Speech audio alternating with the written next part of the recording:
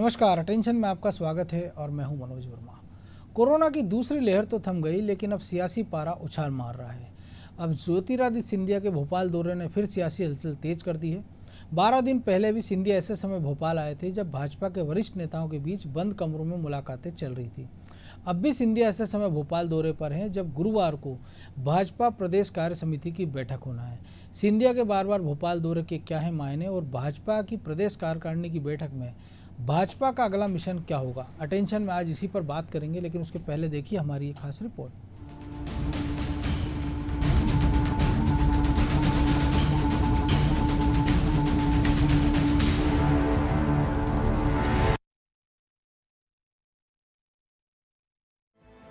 Corona की दूसरी लहर पर काबू पाने के बाद अब बीजेपी ने अपने संगठन को मजबूत करने की कवायद तेज कर दी है।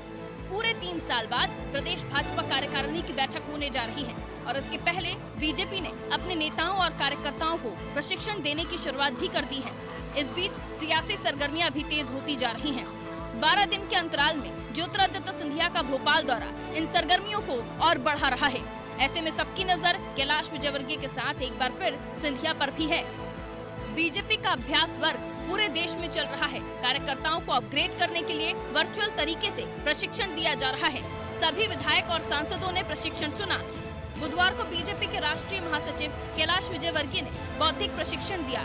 6 बिंदुओं पर प्रशिक्षण में चर्चा हुई, जिसमें सरकार की योजनाओं को जनता तक कैसे पहुँचाना है, उन सभी विषयों पर बात हुई। इससे साफ है कि बीजेपी इसके सहारे मतदाताओं तक पहुँचने और उनका मन टटोलने की तैयारी कर रही है। भारतीय जनता पार्टी का अभ्यास वर्ग सारे देश में चल रहा है। आप सभी जानते हैं कि पार्टी में प्रशिक्षण एक महत्वपूर्ण कार्य पद्धति है। कार्यकर्ता हमेशा अपग्रेड होना चाहिए समाज की समस्या और उसके निराकरण के लिए, और इसीलिए हमारे यहाँ हर वर्ष प्रशिक्षण कार्यकर्ताओं का मंडल स्तर तक का। कोविड की महामारी चल रही है, ऐसे समय में प्रशिक्षण को आधुनिक तकनीकी के माध्यम से वर्चुअल प्रशिक्षण हो रहा है। आज सारे प्रदेश के कार्यकर्ताओं ने सारे जिला कार्यालयों में बैठकर मंत्री, विधायकगण सभी ने आज के प्रशिक्षण को सुना, और ये पहला प्रशिक्षण लगातार इस प्रकार के 6 विषय पर प्रशिक्षण होने वाला है। बीजेपी के राष्ट्रीय सह संगठन महामंत्री शिव प्रकाश भी भोपाल पहुंच चुके हैं। वो भी पार्टी के तमाम नेताओं के साथ मंथन में जुटे हुए हैं। प्रदेश भाजपा में चल रही सरगर्मियों के बीच राज्यसभा सांसद ज्योतिरादित्य सिंधिया भी भोपाल आ गए हैं। 12 दिन में उनका ये दूसरा दौरा है। केंद्रीय मंत्रिमंडल का विस्तार होने से पहले सिंधिया के मध्य प्रदेश में हो रहे दौरे राजनीतिक तौर पर अहम माने जा रहे हैं। सिंधिया खेमे के नेताओं को बीजेपी के संगठन और सत्ता में जगह दिलाने को लेकर भी सिंधिया के बीजेपी अध्यक्ष और मंत्रियों से मुलाकात को अहम माना जा रहा है। पार्टी सूत्रों ने बताया कि 3 साल बाद हो रही प्रदेश कार्य समिति की बैठक में सिंधिया भोपाल में शामिल होंगे या फिर दिल्ली में, ये अभी तय नहीं है। इस बैठक को राष्ट्रीय अध्यक्ष जेपी नड्डा संबोधित करेंगे। दरअसल बैठक की तैयारी सिंधिया के भोपाल दौरा बनने से पहले पूरी हो चुकी है, जिसमें तय किया गया है कि कोविड प्रोटोकॉल के पालन में मुख्यमंत्री शिवराज सिंह चौहान सहित कुल 20 पदाधिकारी शामिल होंगे। लेकिन बीजेपी प्रदेश कार्य समिति की बैठक और सिंधिया के दौरे को कांग्रेस किस नजरिए से देख रही है, जरा ये भी सुनिए। या जी ऑल इंडिया कांग्रेस कमेटी के महामंत्री हुआ करते थे, कांग्रेस CWC के मेंबर हुआ करते थे, जिनका एक भारी कद था मध्य प्रदेश की कांग्रेस में और पूरी कांग्रेस पार्टी में। भारतीय जनता पार्टी ने उनको इतना महत्व दिया है कि उनको अपनी कार्य समिति में विशेष आमंत्रित सदस्य के रूप में नियुक्त किया है। 15 साल हो गए उनको कैबिनेट मंत्री का दर्जा नहीं दिया। जो समर्थकों को उन्होंने सब्ज बाग दिखाए थे चेयरमैन बनने के, वो बड़े बड़े पदों के, उनके समर्थकों को बड़े बड़े पद भारतीय जनता पार्टी ने नहीं दिए। सिंधिया ने अपने इस दौरे से पहले 10 जून को भोपाल प्रवास के दौरान प्रदेश अध्यक्ष के निवास पर लंच और PWD मंत्री गोपाल भार्गव के साथ डिनर किया था। उन्होंने अपने प्रवास के दौरान मुख्यमंत्री शिवराज सिंह चौहान से मुलाकात भी की थी। इसके बाद उन्होंने RSS के भोपाल कार्यालय समिधा में मध्य क्षेत्र प्रचारक दीपक विस्पुते के साथ मुलाकात की थी। तो बीजेपी ने तो अभी से अपना किला मजबूत करना शुरू कर दिया है। वहीं कांग्रेस इसमें पिछड़ती नजर आ रही है। पहले कमलनाथ भी 24 से 26 तक 3 दिन तक मंथन करने वाले थे, लेकिन अचानक ये कार्यक्रम कैंसिल हो गया। ब्यूरो रिपोर्ट, अनादि टीवी।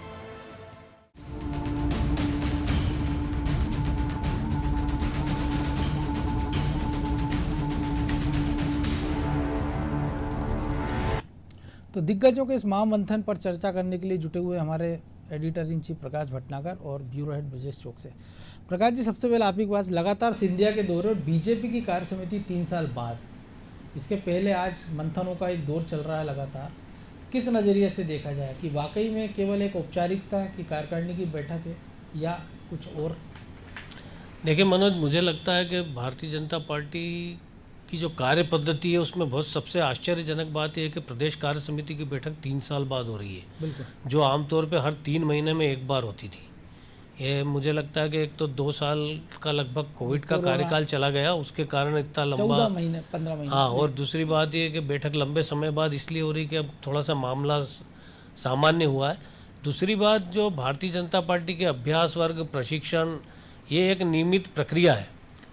तो भारतीय जनता पार्टी अपने कार्यकर्ताओं को प्रशिक्षित करती रहती है, लेकिन इस समय एक विशेष बात यह है कि पिछले महीने मई में मोदी सरकार के 2 साल का कार्यकाल पूरा हुआ है, और इन 2 साल के कार्यकाल के बाद परिस्थितियां ऐसी बनी हैं कि पहला जो सरकार का गठन हुआ दूसरी बार मोदी सरकार का, तो बहुत बड़े बड़े डिसीजन हुए थे, धारा 370, फिर राम मंदिर का निर्माण, 3 तलाक के ऊपर कानून, कई बड़े डिसीजन हुए। लेकिन फिर जो मार्च से कोरोना का जो एपिसोड शुरू हुआ है, उसके बाद हम देख रहे हैं कि कोरोना के एपिसोड में स्वाभाविक है कि एक बहुत बड़ी महामारी है, और इस महामारी में कई तरह की अव्यवस्थाओं ने जन्म लिया। कुछ तमाम तरह की लोगों को परेशानियां उठानी पड़ी। पहले दिन तो 2 महीने से ज़्यादा का बड़ा लंबा देश भर ने लॉकडाउन भुगता। उसके बाद अभी फिर सेकंड लेयर में भी लगभग सभी राज्यों ने लॉकडाउन लगाया था, उसकी भी एक परेशानी थी। और कई जगह डेल्टा वेरिएंट को लेकर चेतावनी फिर से आ गई है, अब आ गई है, और उसके बाद फिर कई तरह की अव्यवस्थाएं हर राज्य में फैली, और कुछ मामलों में मोदी सरकार को भी दोषी माना गया, कुछ राज्य सरकारें दोषी थी। तो कुल मिला के वो जो वातावरण बना वो भारतीय जनता पार्टी के लिए चिंता का विषय है। बिल्कुल। तो निश्चित तौर पे वापस से भारतीय जनता पार्टी मोदी सरकार के प्रति एक सकारात्मक वातावरण बने, कई सारी कोशिशें मोदी जी ने इस बीच में की, इस कार्यकाल के अंदर जब कोरोना का जो दौर चला उसमें, कि लोग संतुष्ट हो सरकार से। लेकिन कई बातें ऐसी है जो भारतीय जनता पार्टी के लिए भी आलोचना का कारण बनी, सरकार के लिए भी आलोचना का कारण बनी। बिल्कुल। तो ऐसे में भारतीय जनता पार्टी के कार्यकर्ताओं को फिर एक नए सिरे से प्रशिक्षित करके उन्हें मतदाताओं के बीच पहुंचाना और पार्टी के पक्ष में सकारात्मक वातावरण बनाना, बिल्कुल, ये मुझे लगता है कि ये एक बड़ा उद्देश्य है। वो चूंकि जैसा कैलाश विजयवर्गीय बता रहे हैं कि पूरे देश में अभ्यास वर्ग और प्रशिक्षण वर्ग लग रहा है, वो मंडल स्तर तक ये प्रशिक्षण होगा। तो जब कार्यकर्ताओं का प्रशिक्षण होगा तो कार्यकर्ताओं के प्रशिक्षण का नेक्स्ट दौर जो होगा वो उनका मतदाताओं से संपर्क होगा। बिल्कुल, वो अपनी बात को तार्किक तरीके से जनता के बीच में रख सकें, इसके लिए हर स्तर का कार्यकर्ता प्रशिक्षित होना जरूरी है। और उसमें यह है भी सिलेबस में कि जो मोदी सरकार की उपलब्धि और राज्य सरकार की उपलब्धि है जनता तक बताना और उनकी समस्या सुनना, तो सीधा एक तरह से संवाद की स्थिति शुरू हो जाएगी मतदाताओं से। सीधी एक इस सारी कवायद का मतलब ये है, सरकारों की जो छवि कोरोना काल में जो डेंट लगा है उसको सुधारना सबसे बड़ा एक वो है। वो भारतीय जनता पार्टी ऐसा करने में सक्षम है जी। भारतीय जनता पार्टी का जो ऑर्गेनाइजेशन है, भारतीय जनता पार्टी की जो कार्य पद्धति है, कार्यकर्ताओं का तरीका है, कार्डर है, विचारधारा के प्रति समर्पित कार्यकर्ता हैं, तो वो तमाम अपने असंतोष को भुला के पार्टी के लिए काम कर सकते हैं। इसलिए भारतीय जनता पार्टी ये काम कर भी सकती है। तो मुझे लगता है कि उसका एक सिलसिला शुरू हुआ है और अब ये धीरे धीरे आगे बढ़ेगा, वातावरण जैसे जैसे सामान्य होगा। लेकिन जो आप कह रहे हैं कि डेल्टा प्लस की वो चेतावनी और है, तो राजनीतिक दल के तौर पे भारतीय जनता पार्टी को ये ध्यान रखना होगा कि इस समय तो कोई चुनाव भी नहीं है, लेकिन भीड़ भड़के से ऐसे राजनीतिक कार्यक्रमों से बचे। जिस तरह से आज प्रशिक्षण वर्ग को वर्चुअल तरीके से संबोधित किया कैलाश विजयवर्गीय ने, वो एक अच्छी पहल है। आप अपने कार्यकर्ताओं को बिल्कुल संबोधित करिए, उन्हें अपनी बात समझाइए, लेकिन तकनीक इतनी अच्छी है आज हमारे पास कि सब लोग उसको वर्चुअल तरीके से बातचीत कर सकते हैं। कोई ज़रूरी नहीं कि आप भीड़ भड़का इकट्ठा करो, नारेबाजी करो, जुलूस जलसा करो। तो मुझे लगता है कि भारतीय जनता पार्टी चूँकि सरकार में है, जिम्मेदारी को समझती है और उसी तरह से वो काम करेगी। आपने एक चीज़ कही कि जो वर्चुअली संबोधित किया था कैलाश विजयवर्गीय ने, लेकिन वो रियली मौजूद हो गए मध्य प्रदेश में, क्योंकि पिछली बार हमने देखा था वहाँ भारतीय सक्रिय हुई थी, शराबबंदी को लेकर काफ़ी कुछ कहा उन्होंने, प्रदेश कार्यकारिणी में उनका नाम नहीं था। अब पश्चिम बंगाल से ऐसा कहा जा रहा है कि कैलाश विजयवर्गीय मुक्त हैं और मध्य प्रदेश की राजनीति में सक्रियता है, क्योंकि प्रशिक्षण का कार्यक्रम उनको दिल्ली से सौंपा गया है। तो उनकी ये जो रियल उपस्थिति है 6 साल बाद मध्य प्रदेश में जो अभी दिखाई दे रही है, देखिए, इसको किस नज़रिए से देखा देखिए जाए? मनोज, वो पार्टी के राष्ट्रीय महामंत्री हैं और उनको जो दायित्व दिया गया है, चूंकि अभ्यास वर्ग हो रहा है और अभ्यास वर्ग में अभी राष्ट्रीय स्तर के पदाधिकारी आएंगे, फिर हम देखेंगे मंडल स्तर पर प्रदेश के पदाधिकारी जाएंगे। अभी पश्चिम बंगाल में आपके पास कोई बहुत ज़्यादा जवाबदारी ऐसी बची नहीं है, चुनाव हो चुका है, नतीजे आ चुके हैं, जो होना था वो हो गया। बिल्कुल। तो अब कैलाश विजयवर्गीय राष्ट्रीय महामंत्री तो उनके दायित्व तो हैं, तो उसी नाते उनको, चूँकि मध्य प्रदेश के वो रहने वाले हैं, मध्य प्रदेश के नेता हैं, उनका एक राजनीतिक कद मध्य प्रदेश में भी है, लेकिन इसको किसी और नज़रिए से देखने की मुझे लगता है कोई ज़रूरत नहीं है। जो हमने अभी 15-20 दिन पहले कैलाश विजयवर्गीय की इससे मुलाकात, उसकी उससे बहुत मुलाकात, सारी मुलाकातों और का जो भी दौर मतलब निकाले थे वो सब हमने देखा कि टाइट फिस हो गए, और वो ऐसा कुछ था भी नहीं। मुझे लगता है कि वो एक थोड़ा सा राजनीतिक जो है मजा लेने का जो अंदाज था वो था, क्योंकि जो कुछ भी तय होना होगा वो दिल्ली से तय होगा, और दिल्ली का जो संरक्षण है इस समय मुझे लगता है शिवराज सिंह चौहान के पक्ष में है। कोई इसमें दो राय नहीं है। अभी हाल फिलहाल कहीं दूर दूर तक किसी तरह का कोई आसार नहीं है। ज्योतिरादित्य सिंधिया आ रहे हैं, चूँकि वो कार्य समिति के सदस्य हैं, कार्य समिति में शामिल होंगे। वो यहाँ पर लगातार भारतीय जनता पार्टी के जो बहुत संगठन निष्ठ लोग हैं उनसे लगातार संपर्क में है। शायद आज वो अरविंद भदौरिया के यहाँ पे, अरविंद भदौरिया चूँकि प्रदेश सरकार में मंत्री हैं ये एक अलग बात है, लेकिन ऑर्गेनाइजेशन का, पार्टी का भी उनको एक लंबा अनुभव है। तो आज वो वहाँ पे डिनर पे जा रहे हैं, और इस सरकार के बनने में कहीं ना कहीं एक योगदान उनका है भी। उनका भी है। तो और उनसे इंटीमेसी, चूँकि वो लंबे समय तक जो सिंधिया समर्थक विधायक थे उनके साथ में बेंगलोर में रहे थे, तो सिंधिया जी आज उनके यहाँ जा रहे हैं, तो निश्चित तौर पे राजनीतिक चर्चा करेंगे। पार्टी को समझने की वो अरविंद भदौरिया से भी कोशिश कर सकते हैं, क्योंकि ज्योतिरादित्य सिंधिया का कांग्रेस में चाहे जैसा कद हो, बिल्कुल जैसा कद रहा हो, लेकिन अभी वो भारतीय जनता पार्टी में है। भारतीय जनता पार्टी में भी उनको पर्याप्त महत्व दे रही है, पर्याप्त सम्मान दे रही है, लेकिन एक राजनीतिक कार्यकर्ता के तौर पे अभी उन्हें बहुत कुछ समझना बाकी है, और मुझे लगता है कि सिंधिया जी उसी प्रक्रिया से गुजर रहे हैं। रजत जी, सिंधिया जी उस प्रक्रिया से गुजर रहे हैं, लेकिन एक प्रक्रिया और समझना चाहेंगे दर्शकों के लिए कि पिछली बार जब वो आते हैं तो वो वी.डी. शर्मा से मुलाकात करते हैं, भूपेंद्र सिंह से मुलाकात करते हैं, और भोजन गोपाल भार्गव क्या होता है। नरोत्तम मिश्रा, उस लाइन के एक कोने पर नरोत्तम मिश्रा का घर और दूसरे पर वी.डी. शर्मा का, लेकिन ये दूरी उस समय वो पूरी नहीं करते हैं। आज अब जो भोपाल आए हैं वो, तो हम देख रहे हैं उनको कि जो मेल मुलाकातों का दौर है कि नरोत्तम मिश्रा से मुलाकात, फिर डिनर अरविंद भदौरिया का, दोनों ग्वालियर चंबल से आते हैं और पिछले दोनों बुंदेलखंड से। तो इसमें क्या कुछ कॉम्बिनेशन देख रहे हैं आप? देखिए मनोज जी, ग्वालियर चंबल संभाग में वो एक स्वीकारता बनाना चाहते हैं सभी नेताओं के बीच में, जिस तरह से वो जयभान पवैया के यहाँ गए हैं। चूँकि आप देखिए कि हमने देखा जो सिंधिया घराना है, चाहे हम माधवराव सिंधिया की बात करें, वो ग्वालियर से जब चुनाव लड़े थे तो 1.25 लाख 1.5 लाख से जीत पाए थे। तो कम मार्जिन से जीतने के कारण भी वो गुना शिफ्ट हो गए थे, नाराज़ होकर कि मुझे जनता ने कम मतों से जिताया है। बिल्कुल। तो जो महाराज की जो ऐंठ होती है, अकड़ होती है, महाराज पन्ना तो गया नहीं ना उनका, तो अब वो ग्वालियर में मुझे लगता है गुना से ज़्यादा ग्वालियर में शिफ्ट होना चाहते हैं और वहाँ की राजनीति में रचना बसना चाहते हैं। और वहाँ के जो तमाम नेता हैं भाजपा के, वो उन्हें स्वीकार कर लेंगे, भाजपा ने उनको स्वीकार कर लिया है। लेकिन ग्वालियर चंबल संभाग ये एक ऐसा है कि जहाँ भाजपा के बहुत दिग्गज नेता हैं मनोज जी, और जहाँ दिग्गज नेता होते हैं तो निश्चित तौर पर उनमें कटुता तो रहती है एक दूसरे से बढ़ के आगे की, लेकिन भाजपा चूंकि अनुशासित संगठन की जो लड़ाई, वर्चस्व की भाजपा चूंकि अनुशासित संगठन है तो वो आपको सड़क पे नहीं दिखता है, लेकिन किसी भी दल में गुटबाजी रहती है, वो गुटबाजी रहती है एक दूसरे से आगे निकलने की। तो निश्चित तौर पर ग्वालियर चंबल संभाग में इसकी संभावना ज़्यादा है। वहाँ पे आप आज की तारीख में सर्वाधिक पावरफुल व्यक्ति हैं नरेंद्र सिंह तोमर और पंडितों का जो गठजोड़ है, जिस तरह से देखते हैं हम कि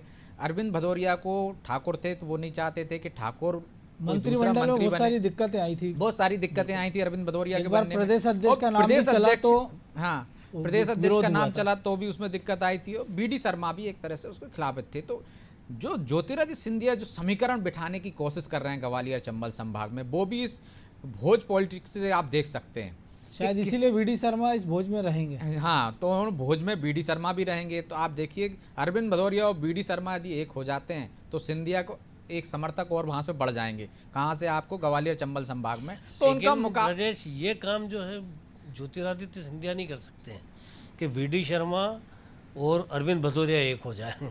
वो दोनों विद्यार्थी परिषद से आए हुए हैं, दोनों विद्यार्थी परिषद के बहुत सीनियर रहे हैं, संगठन तो की उनके नब्ज को बीच जो समझते कुछ हैं। भी मतभेद रहे होंगे वो बहुत पुराने हैं। और ज्योतिरादित्य सिंधिया तो अभी खुद नए हैं, तो ज्योतिरादित्य सिंधिया बीजेपी नेताओं के बीच कोई समन्वय कर लें, ये मुझे संभव नहीं लगता। समन्वय नहीं कर सकते, लेकिन जो पॉलिटिक्स करते हैं, जिस तरह से कांग्रेस में पॉलिटिक्स लेकिन एक प्रयास है, क्योंकि धुर विरोधी वो जयभान सिंह पवैया के घर चले जाते हैं। पवैया के घर जा सकते हैं, तो कोशिश से सारी कर रहे हैं। जयभान सिंह पवैया मनोज उनके विरोधी थे, घोषित तौर पे विरोधी, महल की राजनीति के शुरू से विरोधी हैं, तो वहां जाने का मतलब एक अलग है जी। और दूसरी बात यह है कि चूंकि ज्योतिरादित्य सिंधिया अरविंद भदौरिया के यहाँ जा रहे हैं भोजन पे, तो हो सकता है कि अरविंद भदौरिया ने प्रदेश अध्यक्ष को भी इनवाइट किया हो, क्योंकि विरोध जो है वो अंदरूनी है, ऊपर से आपको समझ में नहीं आएगा कि कोई वीडी शर्मा में या अरविंद भदौरिया के बीच में मनमुटाव है। वो एक बहुत सामान्य सी प्रक्रिया है, तो कि बहुत अच्छे से मिलते जुलते होंगे, लेकिन जो राजनीतिक मतभेद हैं वो अपनी जगह हो सकते हैं कि मंत्रिमंडल में यदि अरविंद भदौरिया को शामिल करना है तो वीडी शर्मा विरोध कर रहे हो, ये हो सकता है बिल्कुल। लेकिन आपस में जो है वो ऐसा कुछ नहीं होगा। और मुझे नहीं लगता कि अभी किसी ऐसी राजनीतिक भूमिका में ज्योतिरादित्य सिंधिया हो सकते हैं जिसमें कि वो भारतीय जनता पार्टी के दो बड़े नेताओं का, जो संगठन के अच्छे जानकार हैं, उनके बीच में कोई, ये जरूर है कि चूंकि वो दोनों ग्वालियर चंबल संभाग के हैं, ग्वालियर चंबल संभाग में जैसा ब्रजेश कह रहे थे कि ग्वालियर से एक बार माधवराव सिंधिया भी गुना शिफ्ट हुए थे और फिर ज्योतिरादित्य तो लगातार गुना से ही चुनाव लड़े, तो गुना इनकी सबसे मजबूत कॉन्स्टिट्यूंसी थी। लेकिन हो सकता है ज्योतिरादित्य सिंधिया वापस ग्वालियर भी जाए, जो अभी वहाँ पर विवेक शेजवलकर है। फिर ये भी तय होगा, उसके पहले विधानसभा का चुनाव हो जाएगा, तो विधानसभा का चुनाव हो जाएगा, विधानसभा के चुनाव में जो भी होगा, तो एक संभावना जो हम तलाशते हैं कि ज्योतिरादित्य सिंधिया शायद भविष्य के मुख्यमंत्री हों, तो ये स्थिति भी एक वो क्लियर करती कि यदि वो लोकसभा की तैयारी कर रहे हैं तो उनके पास ये बड़ा स्पष्ट सा संदेश है कि उन्हें केंद्र की राजनीति में हिस्सा लेना है। क्योंकि कल उन्होंने कहा भी कि मेरी सियासत में जरा रुचि नहीं है, लेकिन 20 साल के सांसद अगर ये कहें तो ये भी एक गौर करने वाली बात है। देखिए, ये ऊपरी तौर पे आप क्या कहेंगे, वो एक राजनीति का अलग पार्ट होता है, अंदर से आप क्या चाहते हैं वो राजनीति का एक अलग पार्ट होता है। अगर किसी को किसी भी चीज़ के लिए मौका मिलता, जब शिवराज सिंह चौहान मुख्यमंत्री नहीं बने थे तो वो भी कहते थे कि मेरी ऐसी कोई महत्वाकांक्षा नहीं है, ठीक है, लेकिन हमने देखा कि वो जब मुख्यमंत्री बन गए तो कुछ किस्मत की बात है, कुछ उनका मेहनत का अंदाज है कि आज वो अंगद के पाँव की तरह से मुख्यमंत्री की कुर्सी पे दर्जन भर नेताओं की महत्वाकांक्षा परवान नहीं चढ़ पाई। लंबे समय तक एक मुख्यमंत्री एक नेता है, किसी दूसरे के लिए कोई अवसर ही नहीं है। वैसे भी नेता मंदिर भी जाते हैं तो पब्लिक के लिए मांगते हैं, जबकि मांगते खुद के लिए हैं, कहते पब्लिक के लिए मांग रहे हैं, तो नेता जो कहता है उसके विपरीत करता भी है। लेकिन प्रकाश जी, और ये जो 3 साल बाद कार्यकारिणी हो रही है, तो बड़ी चुनौतियाँ वीडी शर्मा के सामने भी, क्योंकि अभी तक जो वो छात्र राजनीति रहे, जैसे अध्यक्ष बने तो किस्मत से मध्य प्रदेश में, या उनकी किस्मत कहें या बाकियों की मेहनत से सरकार बन गई। फिर ये कोरोना काल, उपचुनाव में सिंधिया शिवराज की प्रतिष्ठा दांव पर लगी थी। दमोह के बाद अब 3 चुनाव विधानसभा के होना और 1 लोकसभा के पहले।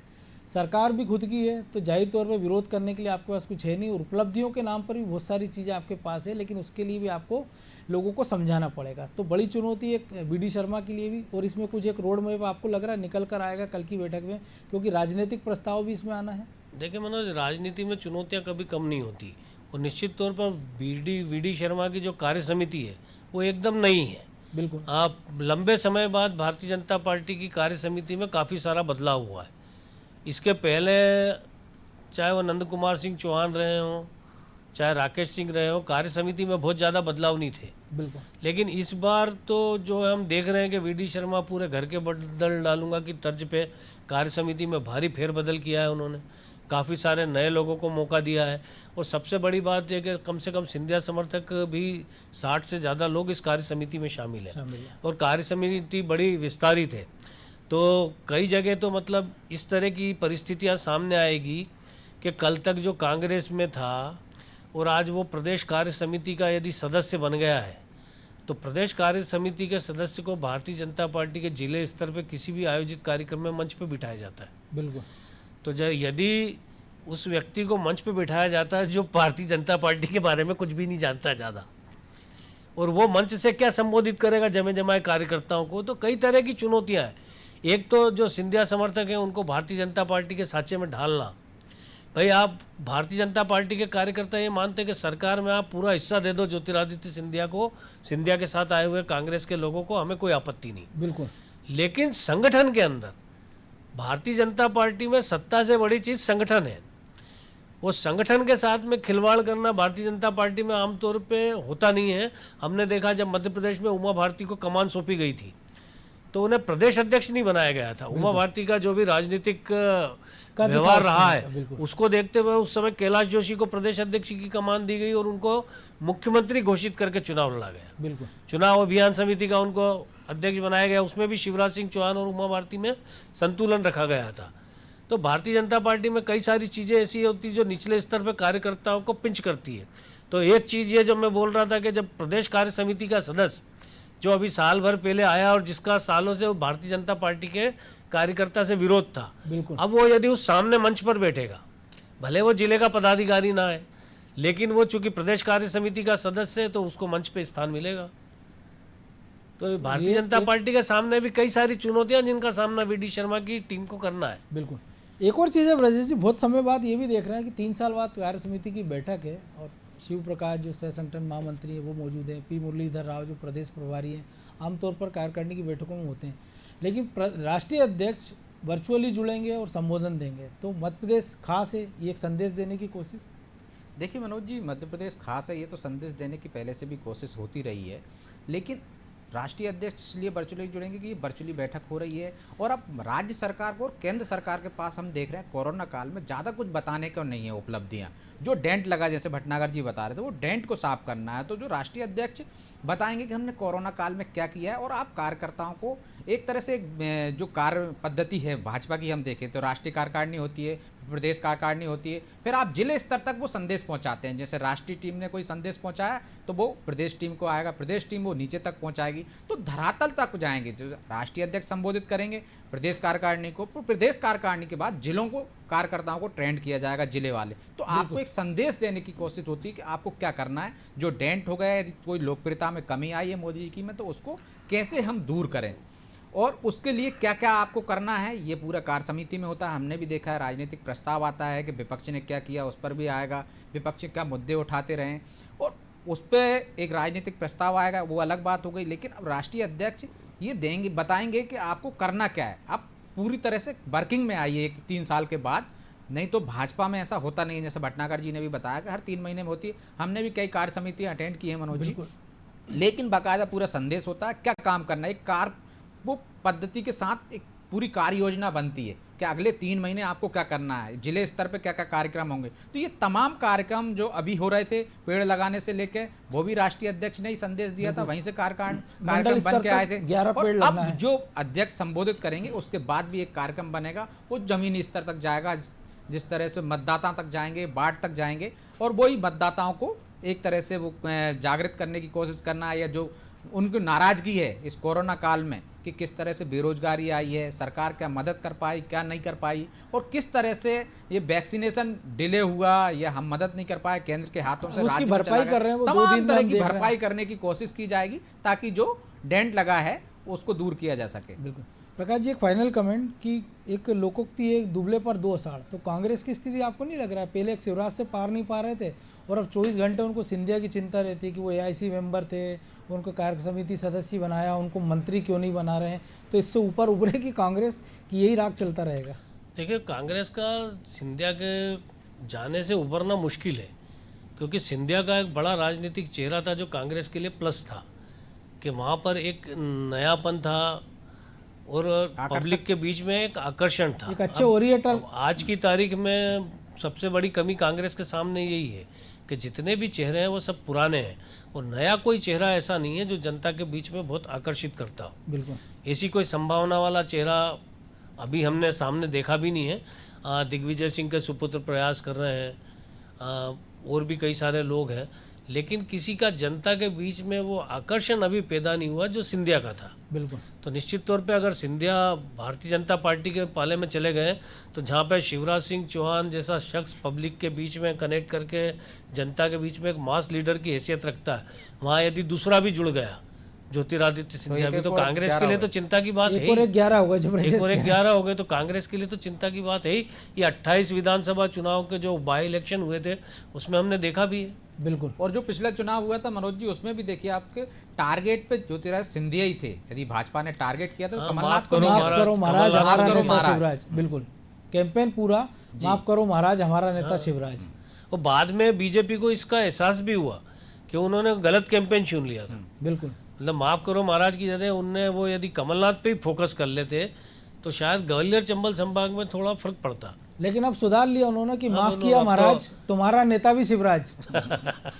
चलिए, अब चूंकि अब समय और इजाजत नहीं दे रहा इसलिए इस चर्चा को यहीं विराम देना होगा। तो निश्चित तौर पर बीजेपी की जो प्रदेश कार्य समिति की बैठक हो रही है उसमें कुछ महत्वपूर्ण चीज़ें निकल कर आएंगी, क्योंकि 3 साल के लंबे अंतराल के बाद ये बैठक हो रही है और बहुत कम मौक़ों पर ऐसा होता है कि प्रदेश कार्य समिति की बैठकों को राष्ट्रीय अध्यक्ष संबोधित करे। अब चूंकि जैसा प्रकाश जी ने भी कहा कि सरकार केंद्र सरकार को 7 साल हो गए, दूसरे कार्यकाल को 2 साल हो गए, लेकिन उपलब्धियां जो बताने की थी, लेकिन वो एक ऐसे मौके पर वो समय आया कि जब आप जनता के बीच अगर उपलब्धियों का गान करते तो शायद आपको निराशा हाथ लगती और शायद जनता का वो रिएक्शन नहीं मिलता जो आप उम्मीद कर रहे थे। और अब वो बीजेपी के पास मौका है, चाहे वो केंद्र स्तर पर हो चाहे वो राज्य स्तर पर हो, चूँकि केंद्र सरकार की जो योजना है उसको धरातल में उतारने का जिम्मा राज्य सरकारों के पास है। तो हो सकता है कि इस वर्किंग कमेटी की जो बैठक है, कार्य समिति की जो बैठक है बीजेपी की, उसमें कुछ एक नए आइडिया के साथ पार्टी जनता के बीच जाए और जनता का कुछ इसमें भला हो। और जनता का होगा जब भी होगा, लेकिन कई सारे नेताओं की आस उम्मीद इससे जुड़ी और शायद उनके लिए भी कुछ कार्य समिति से अच्छा कुछ निकल कर आए। अटेंशन में आज इतना ही, मुझे दीजिए इजाज़त और आप देखते रहिए अनादि टीवी। नमस्कार।